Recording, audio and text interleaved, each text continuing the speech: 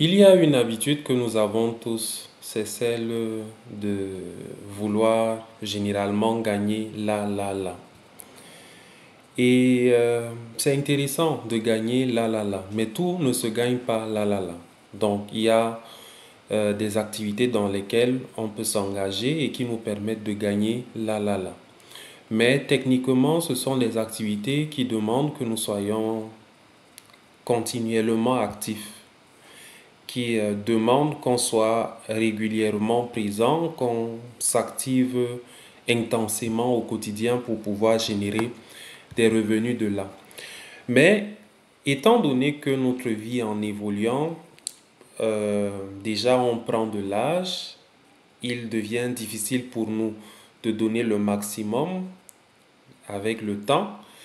Et par conséquent, il faudra avoir pris des dispositions longtemps à l'avance pour gérer ces moments où techniquement on ne sera plus capable de faire un certain nombre de choses avec toute la vivacité qu'on avait à un moment donné. Donc ces moments, il faut les anticiper, il faut les préparer longtemps à l'avance. Et c'est pour cela que dans la vie, il faut s'habituer à cette culture de l'investissement.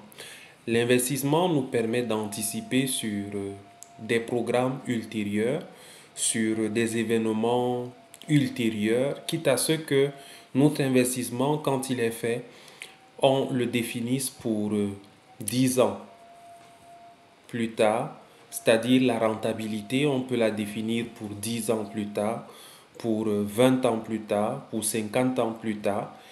Et nos États, par exemple, ont pris l'habitude de cette vision-là. Et voilà, c'est de ça que je veux parler, effectivement, la vision. Beaucoup d'entre nous n'avons pas de vision par rapport à notre vie. Beaucoup d'entre nous n'avons pas de vision par rapport à notre vie.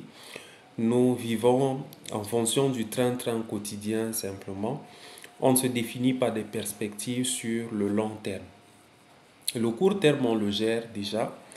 Mais je ne sais pas, peut-être que c'est l'esprit de penser que demain, bon, en fait, il y a les incertitudes de demain et tout ça. On se dit, est-ce que ça vaut la peine de penser à l'avenir? Parce que généralement, on met en avant la mort et on se dit, ah, peut-être que je vais mourir et tout ça.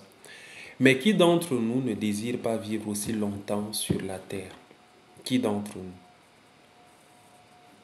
Un des désirs, une des aspirations que nous avons tous, c'est de pouvoir vivre longtemps, aussi longtemps sur la terre. C'est d'ailleurs une bénédiction divine, comme je le dis souvent, de vivre longtemps sur la terre. Et alors qu'on a la grâce de bénéficier de cette bénédiction-là, alors qu'on souhaite en bénéficier, il faut également avoir des programmes pour la longue vie que Dieu pourrait nous donner sur la terre. Et ces programmes doivent être tels que à chaque fois nous aspirons à améliorer notre vie. À chaque fois, notre pensée est portée, devrait être portée vers comment on peut au mieux servir nos semblables. Parce que dans le service aux autres, il y a forcément la nécessité également d'avoir des revenus résiduels. Parce que, par exemple, dans le cadre du service aux autres, il y a une problématique comme celle de l'éducation, comme celle du développement des capacités. Le développement des capacités est un ensemble de, on va dire peut-être de mécanismes, de paramètres qui exigent beaucoup de ressources, que ce soit des ressources humaines, des ressources financières, des ressources matérielles, des ressources, on va dire, beaucoup de ressources en tout cas. On a besoin de plusieurs ressources pour pouvoir arriver à assurer, on va dire, ce pan-là de notre contribution à l'amélioration de la société. Donc, ça demande des ressources. Et ces ressources, on peut anticiper, on peut prendre des dispositions pour pouvoir les mobiliser dans le temps, tout autant qu'on peut se décider à croiser les bras et à subir la vie telle qu'elle pourrait se présenter à nous au fur et à mesure. Parce que à ne pas prendre des décisions liées à notre développement, parce que avant de développer, il faudrait soit me mettre déjà quand même en train de se développer, c'est-à-dire en train de se développer, que ce soit intellectuellement, que ce soit spirituellement, que ce soit matériellement, financièrement, il faut se développer.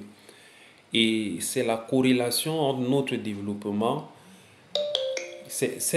le fait que nous nous développions qui également s'harmonise du développement qu'on peut également, pour lequel on peut contribuer dans la société. Donc, moi, personnellement, je n'avais pas trop le sens, la vision avant. Je l'ai cultivé au fur et à mesure. Et en développant ce sens, la vision, j'ai développé ma capacité à définir des actions pour 100 ans, pour 200 ans. C'est un genre, c'est quand même un genre, mais bon, c'est ça la réalité. C'est ça.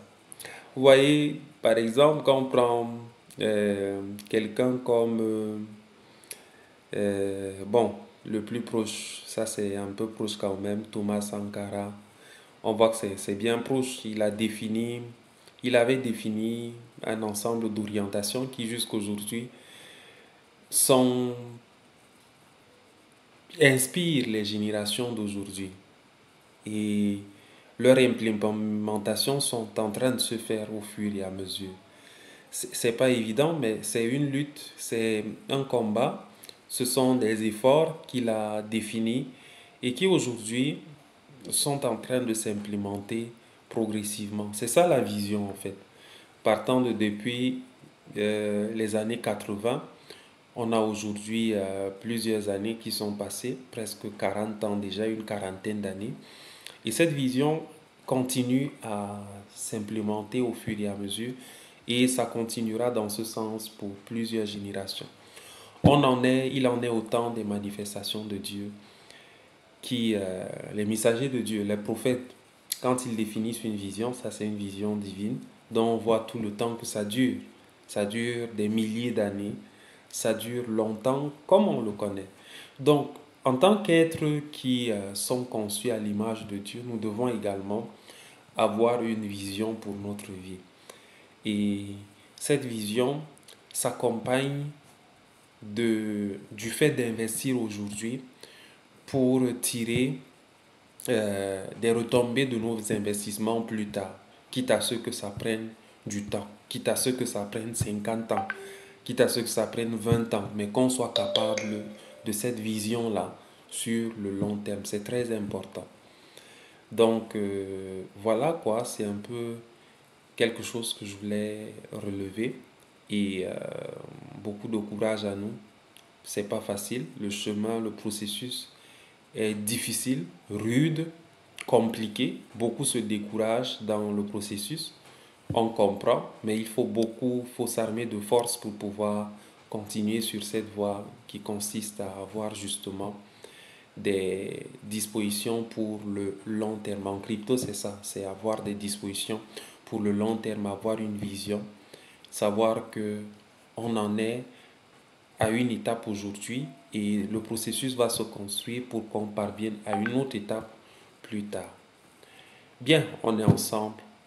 Que la santé et la bonne forme soient avec vous. Votre serviteur théologien Simanso.